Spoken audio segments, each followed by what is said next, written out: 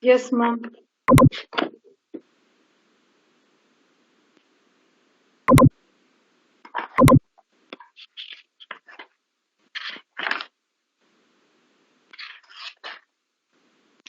Can everyone see the screen? Yes, ma'am.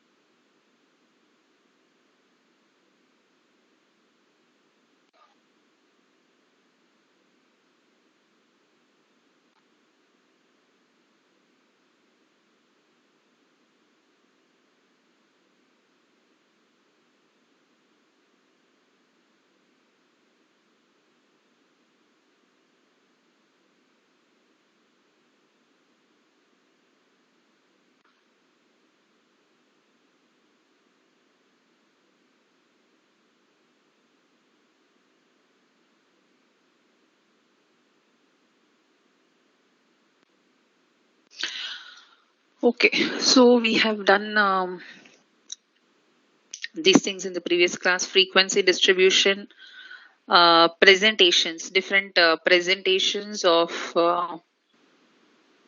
data. We have also solved some previous year's questions also, right?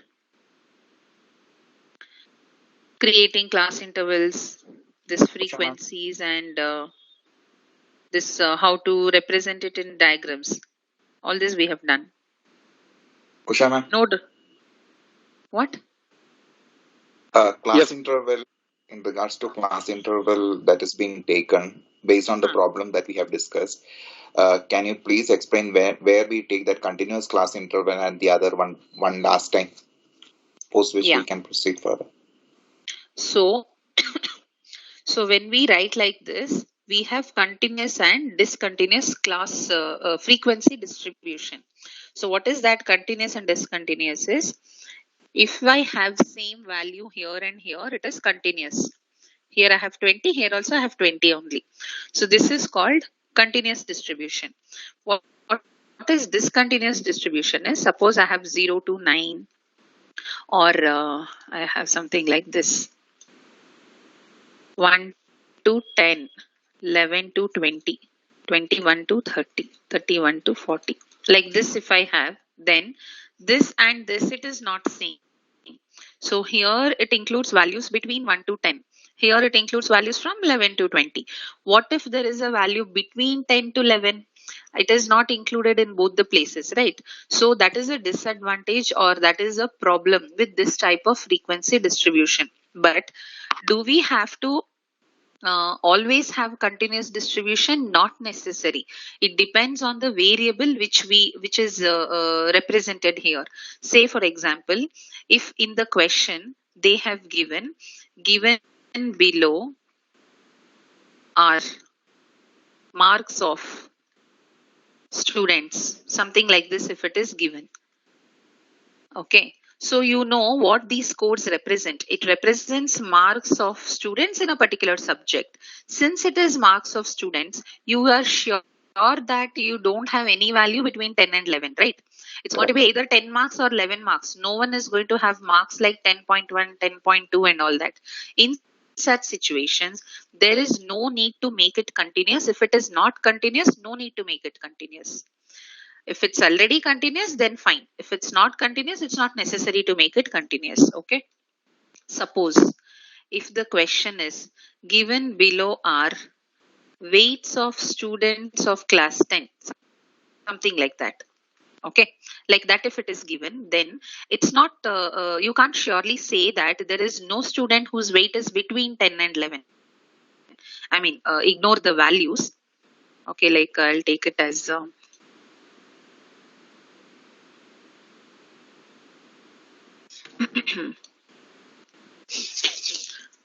if I take it as 21 to 30, 31 to 40, 41 to 50. Now, I can't tell that even though there is a possibility that in that particular class, suppose the class has 50 students, let us assume there is nobody's weight is there between 30, 31, 40, 41, 50, 51. But still, it's not how you write. If they have given below are weights of students of class 10, then there is so much possibility that there might be a student whose weight is 30.5, isn't it? Correct. And there might be a student whose weight is 30.2 also. Got it. 30.2, 30.5, 30.8. All this is possible. In such case, what you do is you make it continuous. To make it continuous, we are going to take the difference between the highest interval here, highest boundary, and the lowest boundary. Usually it will be 1 only. So 30 and 31 difference is 1. I'm going to increase half of that difference here in the interval, and I'm going to decrease that half of the difference here. Therefore, it's going to become continuous. So I will write 30.5, 40.5 like this. I'll write. Here I'll reduce it by 0.5. Okay, this is 20.5. So this way we have to change it. Got it. Got it. Only if it is depending on the variable. Now, if there is a value which is 30.5, where do you include that? Include in the first group. And suppose they have given individual values like this, and if they have asked you to create groups, they've given values like this, they've asked you to create intervals and create groups accordingly, then see, this is marks and they have told what groups to create. Suppose this point is not there, and suppose this is not marks, this is weights. Okay, weight of 50 students, suppose, and these intervals they have not given, so I can write whatever I want. In such case, if you yourself are creating this class intervals, don't create with that 0.5. You create continuous intervals. Least value is 20, so you take it as 20 to 30, 30 to 40. You take it like this. Understood, no? Yes. Okay. Any other doubts? Yeah, ma'am. In the book E8, question E8, there is a question saying also. Are you able to hear me, ma'am? Yes. Tell me. Also compute the percentage of families having not less than 2 and not more than 4 children. Just a minute. E8. Page number 20, ma'am. 20.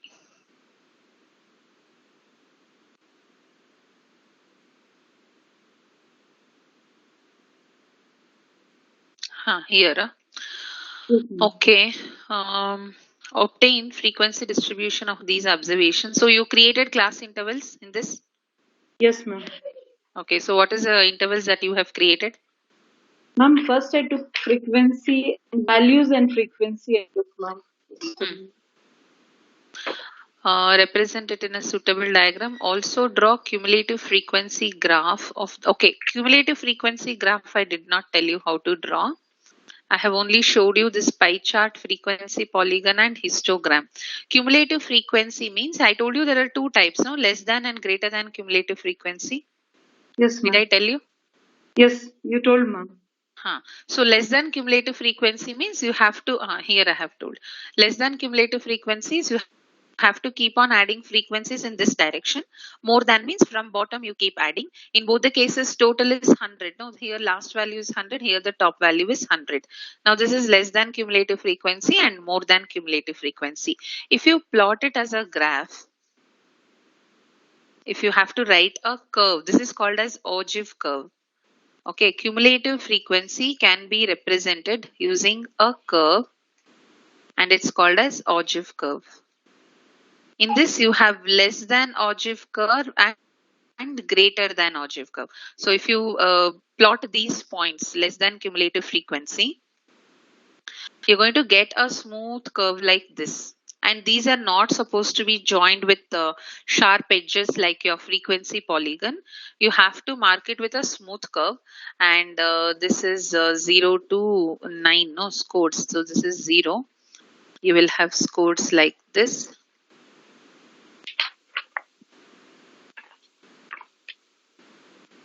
And it is 3 here. Okay, so this I'll take this up to 100. So I'll take 10, 20, 30, 40, 50, like this. So the first point is 3, which is between 0 to 1. 0 to 1 midpoint, I'll mark 3. Next 2 to 3 is there. For that, I will mark 13. Okay, so like this we have to write. And if once I write the point, you should not mark it with sharp edges. Just draw a smooth curve that gives a less than ogive curve.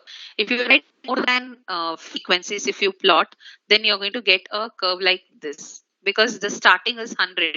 So it will start from here and it will come down to like this. Okay, that is more than ogive curve. This is plotting the graph for cumulative frequency. And what did you ask? E8, ma'am. I What asked proportion of families will have at least 2 children? Also Ma'am, compute first. Yeah. I took less than cumulative and more than cumulative. Both I have calculated, ma'am. Like Okay. if it is values, I didn't take class intervals. I took values and frequencies. You have to. Okay. Okay. Fine. It's compulsory to take class interval here, ma'am. Not necessary. They have not given class interval, so it's not necessary. So you have just taken ungrouped values, no? Yeah, ma'am. Ungrouped Okay. values, and I've taken frequency and I've calculated less than cumulative and more than cumulative. Fine. Now you want to know the answer for the last part. Last part, yes, ma'am. Percentage of families having not less than 2 and not more than 4. It is between 2 to 4. That's all. Between 2 to 4, only that you should add. Not less than 2 means it can be 2 or greater. It should not be less than 2, but 2 is agreed. Okay. And not more than 4 means up to 4. So for 2, what is the frequency? 12, ma'am. Okay. So you have written scores and then frequencies. I think you have taken from 0, 1, 2, right? Yes, ma'am. Now what is the frequency for 2? 2, it is 12. Okay. 3? 20. Okay. And 4? Not 4, cumulative 8. frequency. Tell me only frequencies. Yes, only frequencies. Not cumulative. No, not cumulative. This itself is 20. Yeah, 3 is 20, 4 is 8. Okay. 3 is occurring 20 times here. Yes, ma'am. I calculated. I checked. Okay, fine. Now it should not be less than 2. Means 2 is okay, but less than 2 is not agreed. And then it should not be more than 4. So up to 4 it can be taken. Okay. For this, take only this 3. This is 40. And totally how many scores are there? Totally it's 60, ma'am. 60. Okay. So the required percentages, there are 40 people out of the given 60 who are actually not having less than 2 and not more than 4. Yes, ma'am. Find out the percentage of this. This is 2 by 3. 2/3 is 66.66%. Yes, ma'am. Ma'am, actually, I was confused. How should I find the value from frequency or cumulative frequency here? If you're taking from cumulative frequency, Hmm. whatever is the score until this, from that you have to subtract this. From the less Or than tell me the tell me the other frequencies. For 0, what is the frequency? 0 is 3, ma'am. 1, 9, 5. 5. This is 5. Okay. Yes. Now I'll write cumulative frequencies here. This is 3, 12, 24, 44, 52, 57. Now for not more than 4 and less, not less than 2. Less than 2. Yes. Not less than 2 and not more than 4. For that you have to take not more than 4 means until 4. Not less than 2 is above this. So you have to take 52 minus 12 if you are doing using cumulative frequency. 52 minus 12 if you take, you will get 40 only. Okay, so basically you have to understand which all things you need. These are the 3 things you want. These are the 3 categories you want. If you want these 3 categories, until this cumulative frequency, from this you remove this part. Okay, so take this last value. From this you subtract the values until previous 2. Or to avoid confusion, you just mark only those values which you want and add it off. Okay. Both you can do. Doesn't matter. That was the confusion, ma'am. To take it from less than cumulative, how to take, and if I'm taking frequency, why they are adding. I saw even the answers. Why they are adding, I didn't understand that part. Okay, now you got it, no? Yeah, now it's clear, ma'am. Thank you, ma'am. Okay. Fine. So now let's continue with this.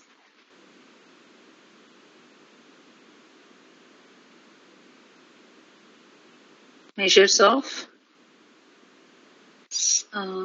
summarization of data. Okay, fine. Measures of central tendency.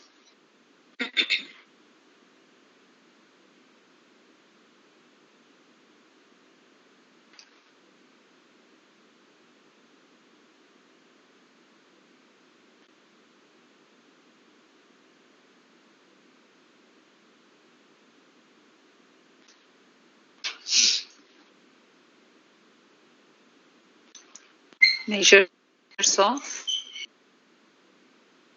central tendency.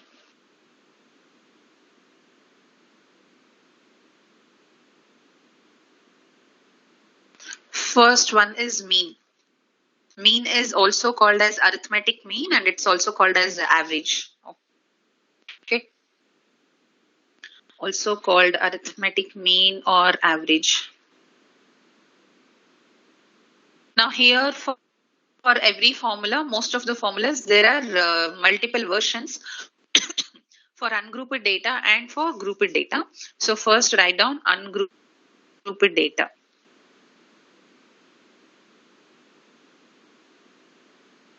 Means you don't have class intervals. Okay. For ungrouped data, let us assume the values are like this. I'm not writing the proper statements. Okay. Values are x1, x2, x3 like this. You have values up to xn. Okay. Totally n values are there. Now here mean is represented using x bar. Now what is the formula? X bar is equal to sum of all x values divided by n. N is a number of values. Understood? We write it like this, xi. Summation, this is summation symbol. It is sigma, name of that symbol is sigma, but we use it for summation purpose. Summation means adding all x values, xi, where I is equal to 1, 2, 3 up to n. So xi means, or you can just write summation x also. It means all x values. If you write like this, it is more more mathematical definition, wherein I'm adding all xi and I takes values 1 to n, means x1, x2, x3, like that, all values up to xn. I have to add and then divide it by number of values. This is for ungrouped data. Okay. Next is for grouped data. Suppose we have grouped data wherein you have class intervals and all that. So if you have class intervals, then you have frequencies also, right? So here you will have class intervals which are going to be, class intervals will be given. Okay. And for that you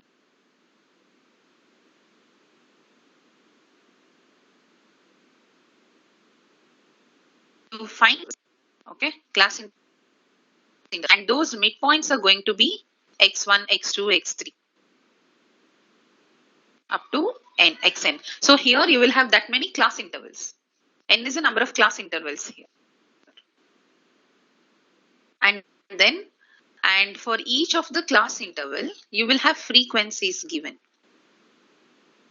Frequencies will be f1, f2, like this. Here, what is the formula? Multiply each frequency with the corresponding, with the midpoint of the corresponding class interval. So, summation fi into xi divided by total number of values is summation fi. This is the formula for grouped data.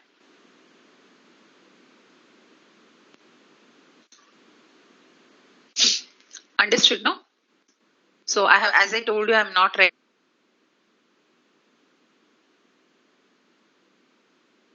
the statements. I'm just writing only little bit so you can understand easily. So here how you have to write is you will have classes and then sequence in the question, these two. Now you should write x. What is this x? It is midpoint of the class interval.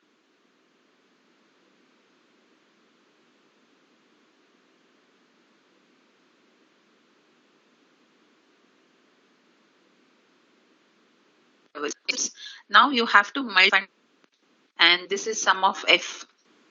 This one divided by this gives you the answer. Understood, no?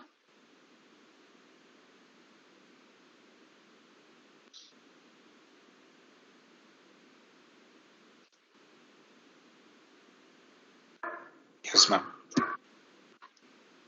This is for mean.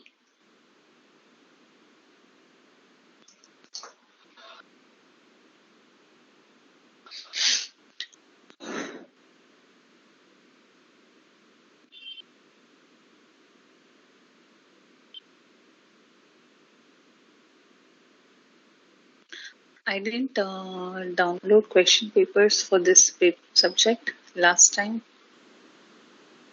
I think only NCS 13 I have downloaded.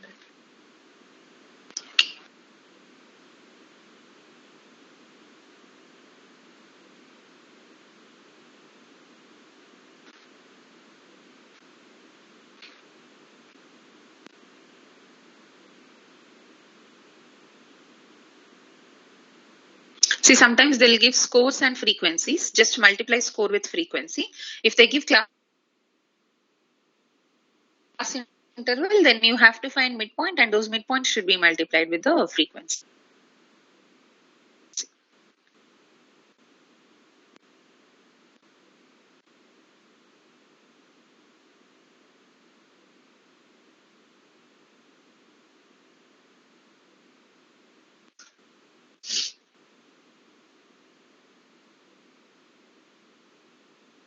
This is December 2019.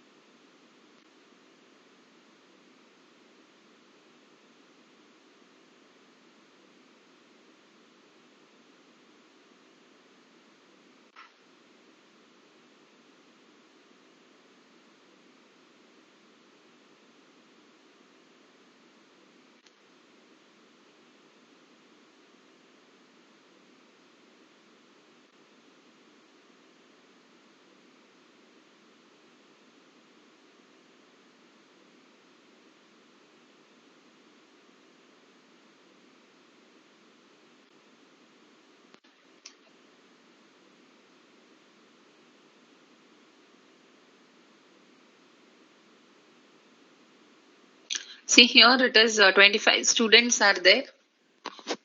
Marks is out of 50. You have to present the data in continuous frequency distribution by taking first class interval as 0 to 10. So they have given continuous frequency distribution you should take. So first is 0 to 10, next is going to be 10 to 20, then 20 to 30, 30 to 40, 40 to 50. So write down class intervals like that, count the values and write the frequencies, and you're supposed to find histogram for the same. Here we have median. Let us find mean for this one, the second question. And for the same question in the next section, we'll find the median. Okay.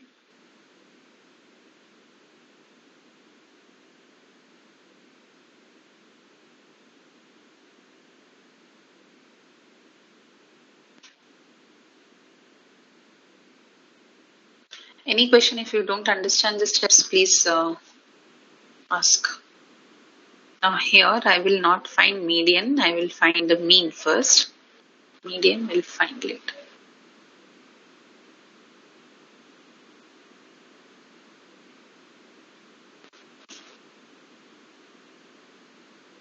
Here daily wages is given, number of workers is given. So what is this first one? It is a class interval. And number of workers is a frequency. Now let us write this. Class intervals, frequency, then we will write midpoint, which is x. Then we need to multiply these two. So this is 200 to 300, 300 to 400.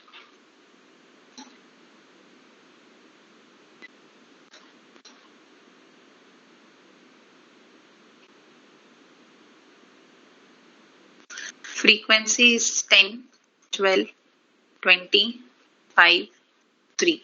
Now we should write midpoint of these two, 200 plus 300 by 2. So that gives you 250. This is 350, 450, 550 and 650. Now I'll multiply f with x. So this is going to be 2500. Here, what do I get? 3500 plus 700 is 4200. This is 9000. And this is, how much is 5 into 55? Just a second.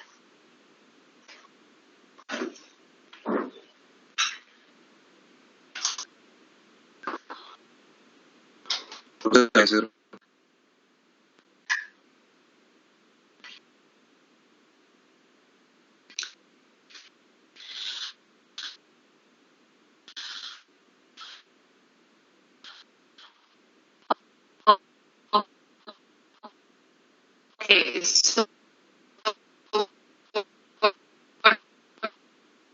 what is 5 into 550? 2750.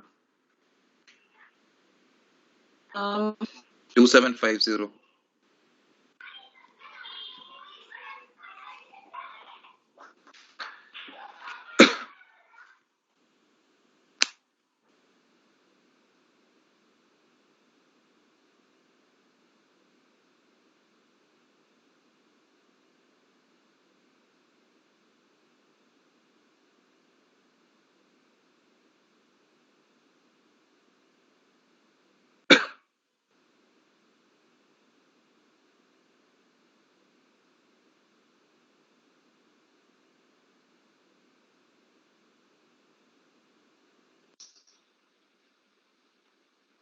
Am I audible?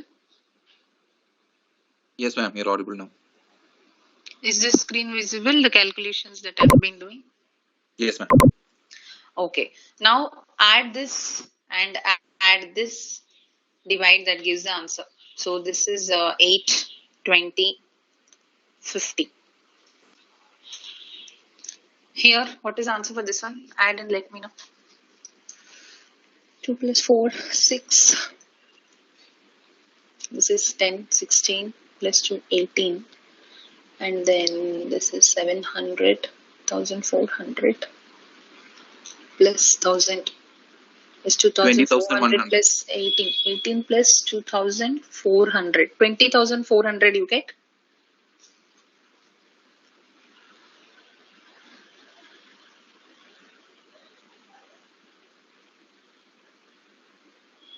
We will have calculators, so nothing to worry. 2750 plus 1950. 20,400, yes.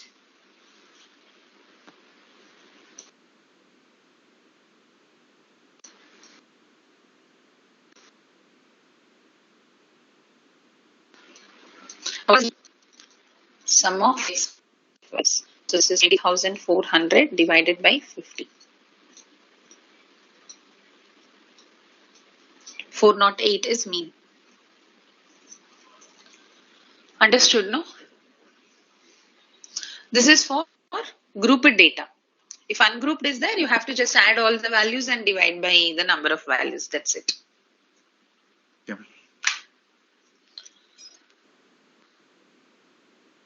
All of you understood this? Yes, ma'am.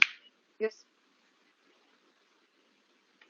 This is to find mean for grouped data. Next, we will write median.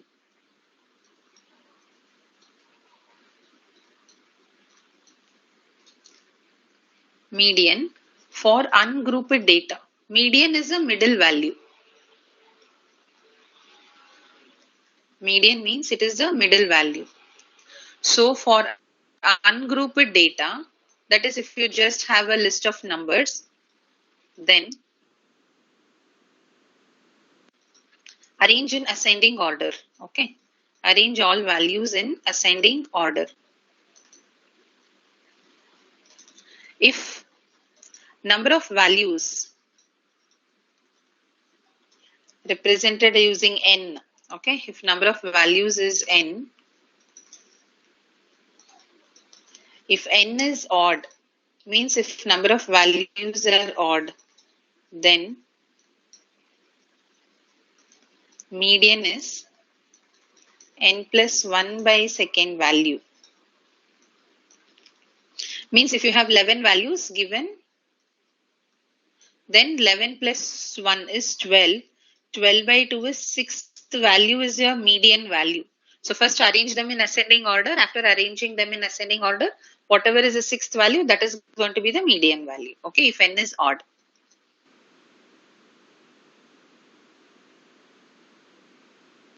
If n is even, then median equal to n by 2, its value, and the next value divided by 2. Okay, so suppose I have 10 values and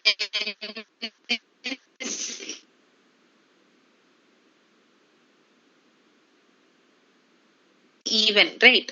So 10 value, right? The next value, which is 6th value, means middle two values you should take and you should consider its average.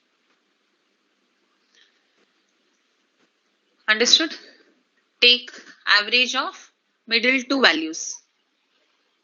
5th value plus 6th value by 2. This is median. When you have ungrouped data, just arrange them in ascending order. If it's odd number of values, pick the middle value. If it's even number of values, take two middle values and take their average. That is for ungrouped data. Next is for grouped data. For grouped data, median is represented using ME. Okay. For grouped data, median is equal to n by 2 minus f divided by, I forgot the formula.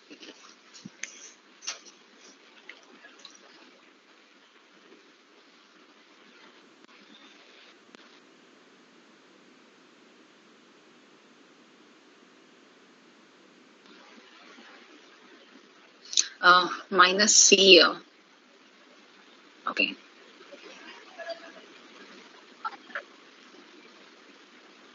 What the heck given?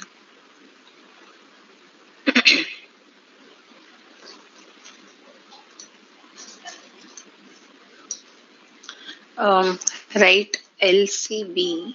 Just a second.